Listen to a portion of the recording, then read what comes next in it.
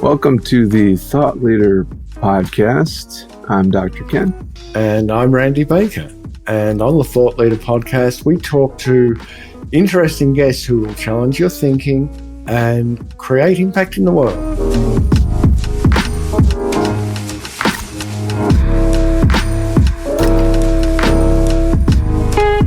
Today's conversation is really great in so many ways. One of them is that it actually it isn't a, placid, everyday, like we all agree with each other kind of conversation, which I don't think diversity should be. So we talked to Mauricio Velasquez today. Really, he's got a 30-year track record, a 25-year-old company in the diversity space. And he has some pretty hot and interesting ideas around where the world is going. So you can imagine that after 25 years in the diversity and inclusion space, that the last 5 years will have been most interesting for him. And with 25 years of experience when nobody was talking about this stuff, this guy has it all together. He knows what he thinks and he knows why he thinks it. And he's going to give you some thoughts that you need to think about. So here's our heated and fun conversation with Mauricio Velasquez. All right. Well, great to talk with you. I have to ask you first about the extraordinary thing I see in the background. I have to kind of describe it for folks since this isn't on video. There are some feathers. Huh. There's what exactly is that? Yeah, native. I spoke to Bureau of Indian Affairs Native Tribal Conference workshop. There were 60 different tribes in the room, and that was their gift to me. Actually, I have two of them. One on the other side you can't see. That was their gift to me. Thank you for speaking at a tribal conference. I was the only non-native in the room, so it was quite an adventure, quite an experience. That's awesome, and that's a perfect segue right off the bat into what you do. So, what is it that you do in the world? What's the big picture? Yes. If you could kind of just put your shoulder to the grindstone, make everything happen immediately, what would the big picture be? Well, I'm president of the Diversity Training Group. I founded DTG 25 years ago, actually on a houseboat, and that's in the corner of the picture there, on a houseboat in the Inner Harbor in Baltimore. So 25 years ago, I started my firm, and I've been in the business for 5 years. So I've been at this diversity training, strategy, consulting, executive coaching, expert witness. I testify in court for 30 years. And I have to tell you, the last 5 have probably been the best given current events in the political climate we're in and hate crimes and everything. So I work in law enforcement. I work with utilities. I work with law firms. I work with a lot of not-for-profits, including the National Police Foundation's a client, Dominion Energy's a client, Major League Soccer's a client. I'm in all spaces doing my work. So I'm interested kind of off the bat. So the last 5 years have been interesting. Yeah. Why? Obviously we all have kind of different perceptions of that, but then also, are you seeing progress? Are you seeing change? Where are things going? Well, what we, kind of the dashboard of our field, hate crimes are up, workplace violence. I will argue there's bias and prejudice behind a lot of the shootings that we see, whether it's in schools or, in a law enforcement context. So what I am seeing are more people kind of realizing, wow, we still have these issues. If you remember when President Obama was elected, Washington Post coined this phrase that we now live in a post-race society. Well, that clearly isn't true. So I have clients with hangman's nooses, racist graffiti, Confederate flags, white power bumper stickers. That's one extreme. Then I have clients, their customer base is changing and they don't resemble their customers. So they're at best guessing what their increasingly diverse customers want and need. I have clients that the biggest shareholders saying, hey, why aren't you guys more socially responsible, more involved in your community? Why aren't you more diverse? So there are pressures externally, and Wall Street is really pounding the pavement kind of on the corporate and social responsibility side. There are lawsuits, so some people fear litigation. Then there are just leaders going, you know what, we got to do things. This one CEO said to me, Mauricio, up until now, I would describe our diversity and inclusion efforts as benign neglect. he said to me, now it's time to get intentional. I said, all right, let's do it. So I was, I'm on board with him. Talk to me about bias, because bias is inherently internal, cannot be changed, and it is something that I guess cancel culture makes us not want to be biased. And does the pendulum swing too far the other way? Okay, a couple of things. Let's unpack that. Bias is the meaning we attach to difference. So it can be changed. It's not internal. It's actually external. Somebody has to whisper in your ear and say, hey, don't trust, don't hang out with, don't be. If you've had children, you remember when they were very little, they would play with anybody with a pulse. But at some point as they get older, I'm not supposed to be with you. I'm not supposed to play with you. So actually bias is taught. And what I'm in the space of unteaching, reteaching, or teaching something new. And if you look at media, social media, if you look at the Facebook, I mean, the hate, the stereotypes. And remember, there's two kinds of biases. There are conscious biases. I don't like blanks. But then there are unconscious biases. And these are the biases that you are not completely aware that you have. For example, I was coaching an executive, and all he was doing was watching him. And by the way, the board of directors asked me to coach him because they were getting a lot of complaints. He would talk over the women on his team and let the men finish what they had to say. He would interrupt, talk over, raise his voice when the women on his team were talking. Men were just allowed to finish their point. So afterwards, I had videotaped it, and I said, hey, let me give you some feedback. And he's like, I didn't know I did that. I didn't know. I said, you didn't know you were sexist? Well, here's the problem.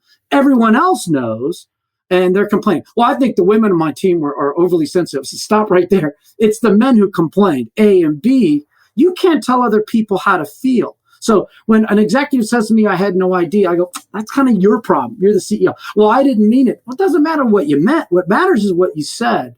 Well, I think they're overly, you can't tell other people how to feel. So I'm in the space of conscious and unconscious bias. And unfortunately, whether you mean it or not, it's always the consequences of your actions and how they fall on other people.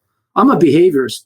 I don't know you. I don't know what you meant. I mean, I can't read your mind. But you said, for example, CEO said in a town hall, one of my clients, I don't care about Black Lives Matter. I don't give a blank about that. Don't bring me that blank. Just do your job. Now, how did it fall on the organization? Like a nuclear bomb. Now, one of his direct reports comes up to him. I can't believe he just said that in a town hall meeting to the whole company.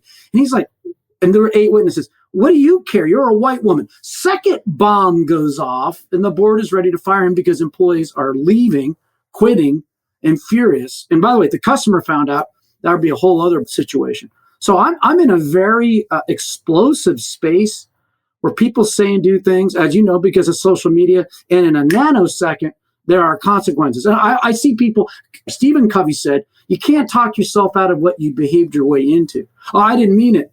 I don't know what you meant. By the way, it's not an apology. I had no idea. Now, the irony about cancel culture, it is so hypocritical. Or we don't want to teach CRT, and we want to teach this historical racial critical race theory. Well, the people who are saying don't teach CRT are racists, right?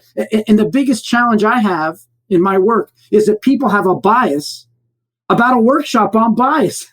It's like being biased squared. But if we can push that all aside, ultimately is what are my blind spots? What are biases, unconscious biases that I may not know I have? I can get feedback from others, and I can be a better person for it.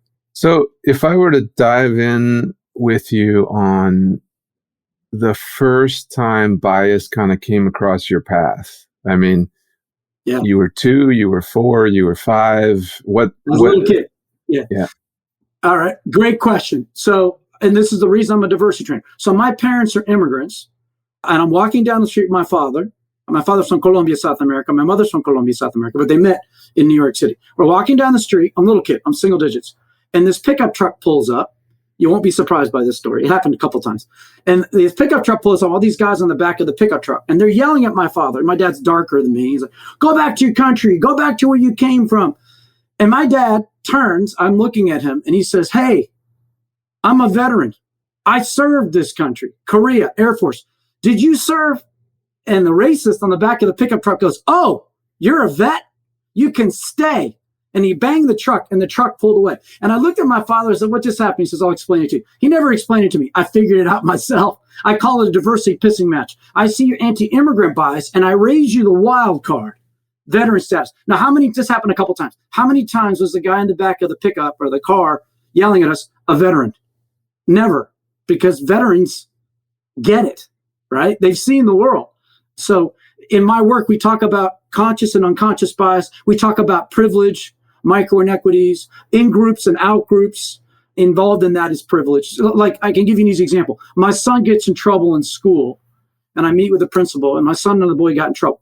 And I said to the principal, so what's going to happen? Well, your son will probably be suspended for 2 or 3 days. Wow. How about the other boy? Well, he's the mayor's son. He's a VIP. In group, out group. It's that simple. Oh, you were speeding. You crossed double lanes. But now that I know who you are, you're the son of our sheriff. You go right ahead. We're not going to arrest you. We're not going to book you. I work in law enforcement. Happens all the time. That's privilege. If you're related, if you're a family member of somebody in law enforcement, everything's peachy keen. Take care. This is just a warning, right? So in terms of kind of diving in on business, it's fascinating to me to kind of watch Black Lives Matter ripple through business. It's fascinating to me to watch the Me Too stuff ripple through business. There's a lot of good happening, a lot of maybe not great happening, but things are happening. So I'm curious to where are we headed? What's the big future you hope for? Well, one mistake people make is all Black Lives Matters all are. You can't paint them all with one brush. This is like saying all Democrats are, all Republicans are, right? But what I do see is an awareness, organizations more savvy. Like one of my biggest clients, their biggest stockholder is like, hey, how come everybody here is white? How come the 3 layer, how come they're all white? Where is everybody? That's coming from the largest stockholder. And by the way, the board members that are put there by these, like, you are going to be our ally. You're going to bring the lightning and the flamethrower, and you're going to. So some of my clients, they're getting pressure from stockholders. Some of my clients, it's social media. Some of my clients, it's, I had during this Black Lives Matter movement, I had employees of my clients on Facebook, calling them horrible things, using the N-word, and their employer finding out and firing them for their comments on Facebook. You never saw that before. And I went to UVA, and that's where Charlottesville is, Charlottesville, Virginia. My wife's from there. You saw people rioting in Charlottesville that when the employer found out who they were, they fired them. Unheard of before. Let's take gender equity, sexual harassment. If you remember Fox, their CEO and founder, who's now passed away, and O'Reilly, removed, it took them months. If you go to the summer of that year, 2 years ago, it was Weinstein. They fired him in a couple weeks. Then you turn to the fall. This is all in the same year. These folks, what's the guy from NBC? NBC, the comic, the 2 newsmen, they are all fired in less than a day. So what organizations are realizing is if we are perceived as being racist or sexist or hateful, if we're perceived, whether that's true or not, it's another issue. But if we're perceived, Matt Lauer, Charlie Rose, and Louis C.K., they all go down in less than a day from the moment this came out to when news was that they were terminated. So social media is accelerating actions, consequences, accountability. That's what I'm seeing in our space. And cover up and good old boy and look the other way and turn the other cheek and sweep it under the rug. That's a thing of the past for a lot of organizations. Even Boeing recently put out a report that they had fired like 83 people that worked for them. Didn't give us a list of their names, but said we fired them for racist activity. Look, I have clients today, hangman's nooses, racist graffiti, Confederate flags, white power bumper stickers. I mean, it's unbelievable in 2021 that these dynamics are still at play. But the last 5 years, we've kind of gone back 20 steps, unfortunately. Look, it was only last year when people were like, what's Juneteenth? It was only last year when people were like, wait, what is this Black Wall Street in Tulsa, Oklahoma? It's like, really? This is why critical race theory is so important. If you had been taught critical race theory, you would know these things when you were in high school.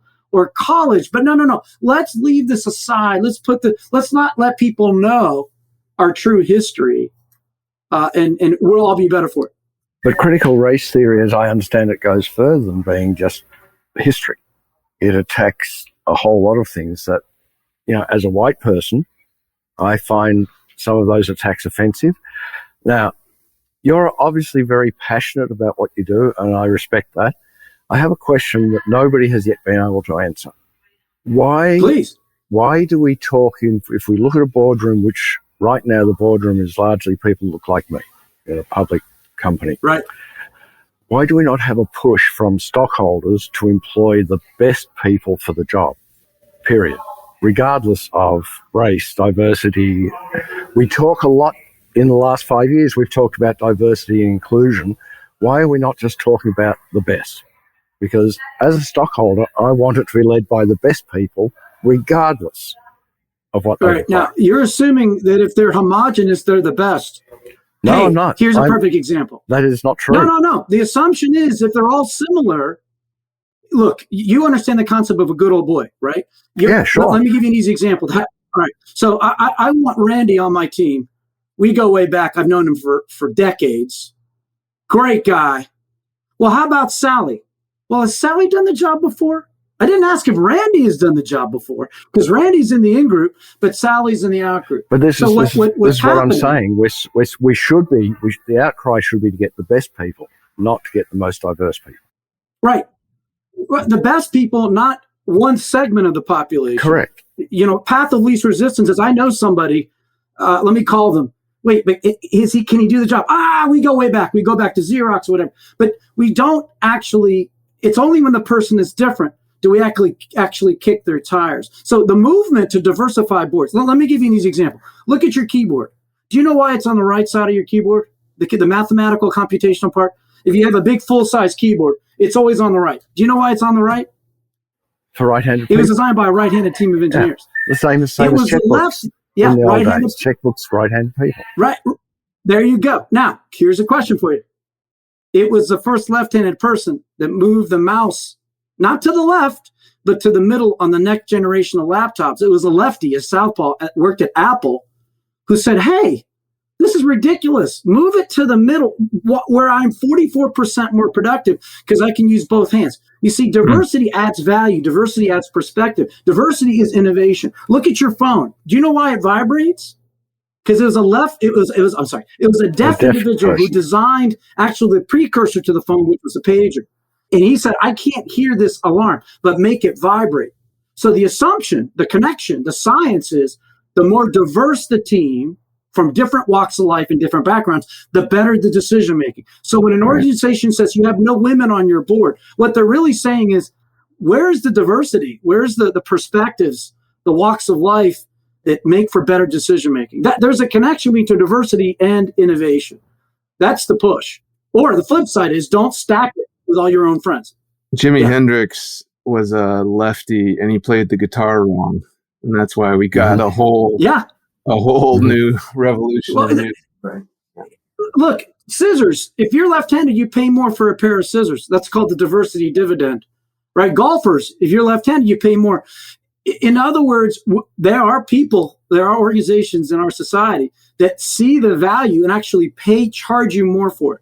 Now, critical race theory, there isn't one definition of critical race theory. I mean, how you look at it, how you apply it. I'm all about teach history. Don't leave parts of it out. Mm-hmm. That is my definition of critical race theory. That there are in groups and out groups, that things happened that people didn't want to talk about. I mean, how do you not teach Juneteenth? Or how do you not teach the Black Wall Street? The reality is that the victors write history. So the more powerful write the history, the winners write the history, and they choose to leave out parts that they don't want to be there. That's right. That critical race theory is you can't do that. Yeah. So I'm fully in favor of complete history being known. That's the only way we can move forward. You know who developed the transistor radio? It was a physicist. It wasn't an electrical engineer. See, we just have to step back and go, where can differences actually add value? Customer service, marketing. I mean, it's unbelievable what we're seeing in our society today. Right. Well, and I'm a big proponent of critical race theory and that kind of thing. So for me, one of the, when you're developing a vaccine and previously everybody that was tested on was male and white, it's like, oh, well, That's right. okay, Yeah. if you want That's to right. help white male people, but not if you want to help Well, everybody. Right. Yeah. That's So right. Sickle cell I get it, anemia. for sure. Why did it take us so long? Yeah, sickle cell anemia. Why didn't it take us so long? Because that's a black disease, and our researchers are all white. I mean, we could go on and on. There's plenty of proof of what I'm talking about. So with all of this stuff, so kind of circling back to business in a way, how do you keep the energy together to do this work for 30 years and to be just driven by it? And and also, how do you make money doing it? Well, I have to tell you, when I got into this business, I had no idea that this highway was not only paved with gold, but with platinum. Every day I'm training, I'm coaching, I'm an expert witness, I'm adding value. Our clients are developing strategies and plans. It's about the war for talent, and as COVID, the clouds finally clear, why should I work for you? You don't treat me with respect. You don't treat me with dignity. I'm going to go work over here where they do treat me with respect and dignity. That's what diversity and inclusion is all about. This big argument about, well, all these people are on the dole and they're not working in restaurants. And no, my son's working in a restaurant. They just gave him another raise. He's making $14 an hour. Why? And when I worked in restaurants, it was $2.20 an hour. Why? Because they realized we were really underpaying our people for just absolutely crap work, right? So my son's gotten 2 raises in 3 weeks. So they were like, you work hard, you come to work, you don't complain, and we need you, right? So there's a free market movement, the great fist. Employers are realizing, status quo, doing the same things we've always done when the workplace is changing, the marketplace is changing, the world is smaller. I mean, if anything, COVID has taught us, little ripple in Europe, and boom, here we are again with another COVID, another variant coming through, right? You can't make this up. So we're busy helping our clients be the best they can be the best employers, win the war for talent, employer of choice. Well, guess what? A lot of organizations didn't care. As my CEO said, benign neglect. Now we care because nobody wants to work for us. We need to change the way we operate. The status quo, destroy it, define a new vision, and then work towards it. If you don't define the destination, you never know when you've arrived. So we're helping our clients, in essence, kind of rethink how they hire, how they source, how they hire, how they retain their talent. I really love, I appreciate this interview. I love when it gets hot and when we go through issues. And what's interesting, Mauricio, is that your energy is just palpable, right? It sneaks through the screen, sneaks through the audio, and that's, you can see that you're wanting. Yeah. I love what I do, and the fact that I'm paid for it is a ridiculous side benefit. And every day I've flown 1.5 million miles in my career. I've done this workshop in every state but North Dakota. Like I said, I did it with Native American tribes. I did this in Guantanamo Bay for the U.S. Navy. I've been in every nook. I've gotten death threats. I sometimes have to go with an escort. I mean, you can't make this up, but I love every second of it. I stopped working 25 years ago. I love every second of it. Yeah. That is awesome. So how can, we like to keep these podcasts relatively short and deep, and I love it when we get a little bit fiery, and that's awesome. How can people get hold of it? How can they find you? DiversityDTG.com. I've got some video on YouTube, Mauricio Velasquez Diversity Training Group, but DiversityDTG.com, you'll find us. We just revamped our website because we're 25 years old, and I've never been busier. I see no end in sight. I welcome the opportunity to partner. We partner with our clients. We collaborate. We're not expert-centered. Rather, we partner and we collaborate and add value. And there's a lot of value out there to be added. So Diversity DTG, Mauricio Velasquez, I'm president and CEO and founder of DTG, Diversity Training Group. So what's one thing folks who are listening, if they could do one thing, what's that one thing?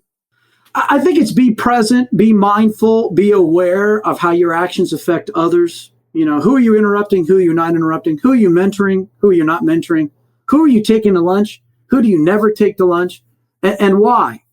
Why do I favor certain, but I don't favor, in essence, I'm kind of opposed to, who do I trust? Who do I not trust? It's a complete paradigm shift.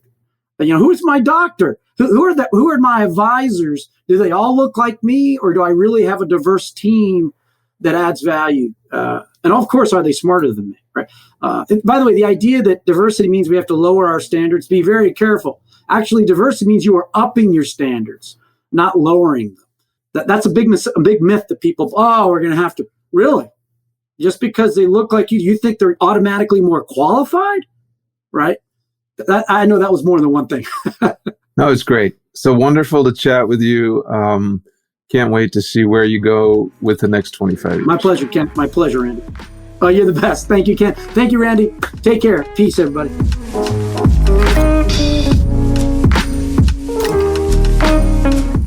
So thank you, Mauricio. We really enjoyed that. We love it when we have a little bit of, a great deal of passion shown by our guests. And you certainly have the passion, enjoyable conversation. I love being able to speak with you openly and honestly. Yeah, it's amazing to see when people really do voice, what they feel and what they think, and they do it with passion. And I think after when we chatted with Mauricio for one more second, he talked about, on the balls of his feet, just really, speaking from the heart. And it was fun to really be a part of. So if you feel like you want to be on the balls of your feet and kind of go to the next level in your business, you can come check us out at thoughtpartnergroup.com. And up on the top right-hand corner, you will find, I think it's the top right-hand corner, or it could be the other right-hand corner, a little button that says assessment. It'll take you about a minute of your time.